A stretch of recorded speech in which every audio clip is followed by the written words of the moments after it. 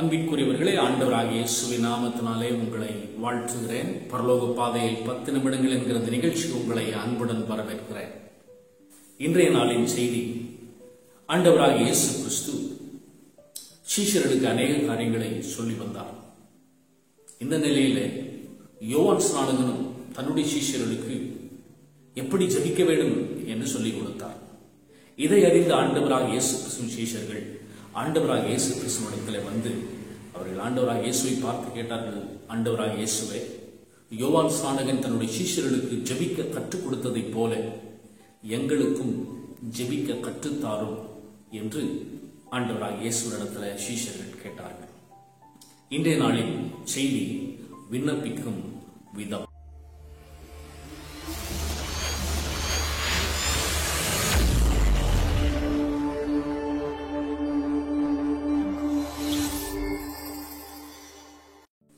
ஆண்டவராகிய இயேசு கிறிஸ்துவிடத்தில் சீஷர்கள் வந்து கேட்டபோது, ஆண்டவர் எங்களுக்கும் ஜெபிக்க சொல்லித்தார், எங்களுக்கும் ஜெபிக்க கற்றுத்தாரும் என்று இயேசுவிடத்தில் கேட்டபோது, ஆண்டவராகிய இயேசு கிறிஸ்து நம்மை போல அவர் சொல்லியிருக்கலாம், ஜெபம்லாம் நீங்க எதை செய்ய வேணாம், அப்படியே ஸ்தோத்திரம் சொல்லிட்டே இருக்கு, நீங்க பாட்டு சொல்றீங்க தெரியுமா, பேசுறீங்க தெரியுமா, அதுதான் ஜெபம் அப்படின்னு நிறைய பேர் நம்ம சொல்லிட்டு இருக்கிறோம்.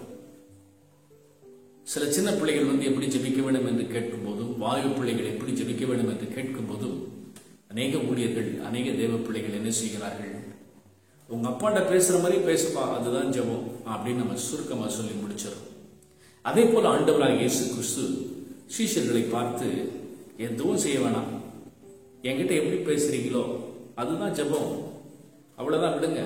எதுக்கு யோவான் ஸ்நானகனுக்கு தான் சொல்லி தரணுங்கிற சீஷர்களுக்கு ஜெபம் பற்றி, ஆனால் உங்களுக்கு அவசியம் இல்லை, ஏன்னா நீங்க என்கிட்ட பேசிட்டே இருக்கிறீங்க, அதுதான் ஜெபம் அப்படின்னு இயேசு சொல்லாம ஆண்டவராகிய இயேசு கிறிஸ்து சீஷர்களுடைய விண்ணப்பத்தை கேட்டு அவர் என்ன செய்கிறார், ஜெபிக்க கற்றுத் தருகிறார்.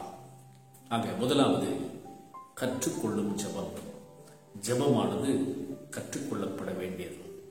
எனக்கு எத்தனையோ விசுவாசிகள் 50 வருடமாக விசுவாசிகளாக இருந்தும் கூட ஜெபிக்க தெரியாமல் இருக்கிறார்கள், எப்படி ஆரம்பிப்பது என்றும் தெரியாமல் இருக்கிறார்கள். சிலர் ஜெபிக்க சொன்னால் ஸ்தோத்திரம் ஸ்தோத்திரம் ஸ்தோத்திரம் ஸ்தோத்திரம் ஸ்தோத்திரம் ஸ்தோத்திரம் என்று ஸ்தோத்திரம் சொல்லிக் கொண்டே ஜெபிப்பார்கள். ஜெபிக்க ஆரம்பிக்க தெரியாது. அநேகருக்கு சொன்ன காரியங்களையே எல்லா ஜெபத்துக்கும் சொல்லிக் கொண்டு இருப்பார்கள். ஒவ்வொரு விஷயத்திற்காக ஜெபிக்க வேண்டும் என்று சொன்னால் எல்லா விஷயங்களுக்கும் ஒரே ஜெபத்தை சொல்லிக் கொண்டே இருப்பார்கள். அப்படியானால் அதிலிருந்தே நாம் தெரிந்து கொள்கிறோம், அவர்கள் ஜெபத்தை கற்றுக்கொள்ளவில்லை. ஆண்டவராகிய இயேசு கிறிஸ்துவின் விருப்பமும் அதுதான், ஒவ்வொரு தேவ பிள்ளைகளும் ஜெபத்தை கற்றுக்கொள்ள வேண்டும். ஜெபத்தை கற்றுக்கொள்ளுகிற தேவ பிள்ளைகளாய் ஒவ்வொருவரும் வாழ வேண்டும் என்று ஆண்டவராகிய இயேசு விரும்புகிறார். எந்த இடத்துல, எந்த சூழ்நிலையில, எந்த காரியத்திற்காக எப்படி ஜெபிக்க வேண்டும் என்பதை ஒவ்வொரு தேவ பிள்ளைகளும் கற்றுக்கொள்ள வேண்டும். எனவேதான் ஆண்டவராகிய இயேசு கிறிஸ்து அவர்கள் விருப்பத்தை அந்த இடத்துல உடனே நிறைவேற்றினார். உடனே சொன்னார், படபலத்திருக்கிற எங்கள் பிதாவே என்று சொல்லி ஜெபத்தை ஆரம்பிக்கிறார்.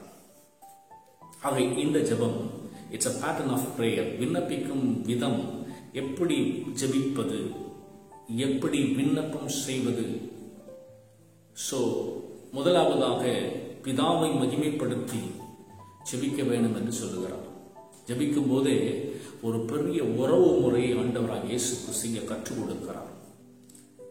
ஜெபிக்கிற பிள்ளைகளும் யாரை நோக்கி ஜெபிக்கிறார்களோ அவர்கள் இருவருக்கும் உள்ள உறவு முறையை இந்த இடத்துல தெரியப்படுத்துகிறார். எங்கள் பிதாவே, எங்கள் தகப்பனே என்று சொல்லி ஆரம்பிக்கிறார்.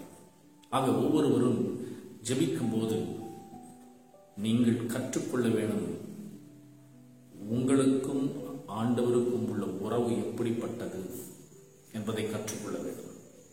ஆக முதலாவதாக கற்றுக்கொள்ளும் ஜெபம். எனவே தயவு செய்து ஜெபிக்க தெரியாதவர்கள் ஜெபத்தை கற்றுக்கொள்ளுங்கள்.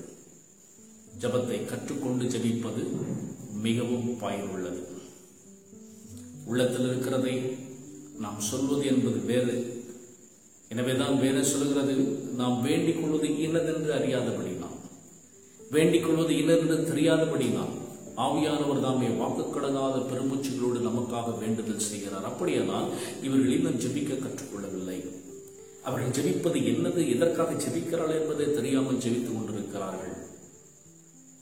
நாம் குழந்தைகளாய் இருப்பதினால் ஆவியானவர் பெருமூச்சுகளோடு வேண்டுதல் செய்கிறார். ஆனால் எல்லா சூழ்நிலையிலேயும் அதை ஆவியானவர் செய்ய மாட்டார்.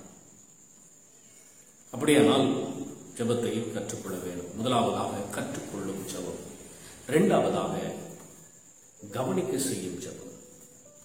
ஒவ்வொரு ஜெபமும் கவனிக்கப்பட வேண்டும். ஆண்டவராக இயேசு கிறிஸ்து நாம் ஜெபிக்கிற ஜெபத்தை அவர் கவனிக்க வேண்டும். நான் ஜெபிக்கிற ஜெபத்தை மற்றவர்களுக்கு கவனிக்க செய்ய வேண்டும். அப்படிப்பட்ட ஜெபம் செய்கிறவர்களாய் நாம் காணப்பட வேண்டும். நம்முடைய ஜெபத்தை மற்றவர்கள் கவனிக்க செய்ய வேண்டும். அவர்களை நம்முடைய பக்கமாய் இழுக்க வேண்டும். நம்முடைய ஜெபமானது அப்படிப்பட்டதாக இருக்க வேண்டும். ஆகவே இரண்டாவது கவனிக்க செய்யும் ஜெபம். நிறைய நேரங்களில் ஜெபிக்கும் போது ஒருவரை ஜெபிக்க சொன்னால் அந்த ஜெபத்தை மற்றவர்கள் கவனிக்க விடாமல் செய்து விடுவார்கள். இவர்கள் ஜெபிக்கும் போதே அவர்களும் ஆமென் சோத்திரம் அல்லேலூயா என்று சத்தமாக சொல்லி இவருடைய ஜெபத்தை கெடுத்து இந்த ஜெபத்தை கவனிக்க செய்ய முடியாமல் அநேகர் செய்வதுண்டு. அதை நாம் செய்யக்கூடாது. வேதம் சொல்லுகிறது ஜெபமானது கவனிக்கப்பட வேண்டும். கவனிக்க செய்யும் ஜெபம். மூன்றாவது கண்டடையும் ஜெபம். ஜெபத்தில் நீங்கள் எவைகளை கேட்பீர்களோ அவைகள் எல்லாம் பெறுவீர்கள் என்று வேதம் சொல்லுகிறார். ஆக ஜெபமானது கண்டடையும் ஜெபம்.